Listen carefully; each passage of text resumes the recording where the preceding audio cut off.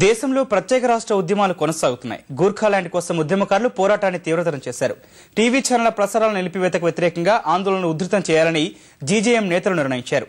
నిరవధిక బంద్తో ప్రజలు ఇబ్బందులు పడుతున్నా కేంద్రం స్పష్టమైన సందేశాన్ని పంపలేదని బెంగాల్ ప్రభుత్వం విమర్శించింది.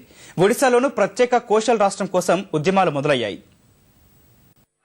ప్రత్యేక రాష్ట్రం కోసం డార్జిలింగ్ పర్వత ప్రాంతంలో ఆందోళనలు కొనసాగుతున్నాయి. గుర్ఖా జనముక్తి మోర్చా చేపట్టిన నిరవధిక బంద్ 8 రోజులుగా కొనసాగుతోంది. ఉద్యమకారులు తమ ఆకాంక్షను నెరవేర్చాలని ప్రదర్శనలు, ఆందోళనలతో హోరెత్తిస్తున్నారు. సుదీర్ఘ బంద్ కారణంగా డార్జిలింగ్ పర్వత ప్రాంతంలో రవాణా వ్యవస్థ కుంటుపడింది. చౌకధరల దుకాణాల్లో నిత్యావసరాల సరుకులు నిండుకుని ప్రజలు తీవ్ర ఇబ్బందులు పడుతున్నారు. విద్వేషాలు రెచ్చగొడుతున్నారనే ఉద్దేశంతో బెంగాల్ ప్రభుత్వం కొన్ని టీవీ ఛానళ్ల ప్రసారాలను నిలిపివేసింది. ఈ చర్యపై జీజేఎం అధ్యక్షుడు బిమల్ గురింగ్ మండిపడ్డారు. మమతా బెనర్జీ నియంతృత్వానికి వ్యతిరేకంగా ఆందోళనను ఉధృతం చేస్తామని స్పష్టం చేశారు. బలవంతంగా తమ పోరాటాన్ని అణిచివేయలేరని పేర్కొన్నారు.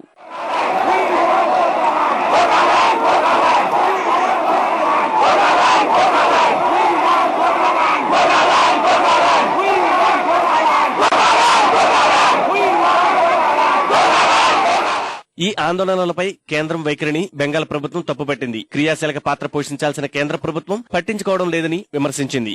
బంద్ నిలుపుదల చేసేందుకు రాష్ట్ర ప్రభుత్వం ఎంతో కృషి చేస్తోందని, కేంద్రం నుంచి మాత్రం స్పష్టమైన సందేశం రావడం లేదని ఆరోపించింది.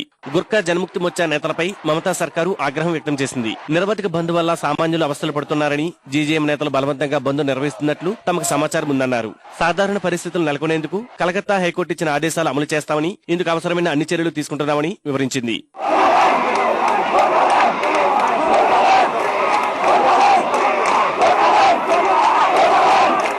ఒడిశాలోనూ ప్రత్యేక రాష్ట్ర ఉద్యమం ఊపందుకుంది. పశ్చిమ ఒడిశా జిల్లాలను కలిపి ప్రత్యేక కోసల్ రాష్ట్రాన్ని ఏర్పాటు చేయాలని ఉద్యమకారులు ఆందోళన బాట పట్టారు. కోసల్ క్రాంతిదళ నేతలు నిర్వహించిన రైలు రోకోతో అనేక రైళ్ల రాకపోకలకు తీవ్ర అంతరాయం కలిగింది.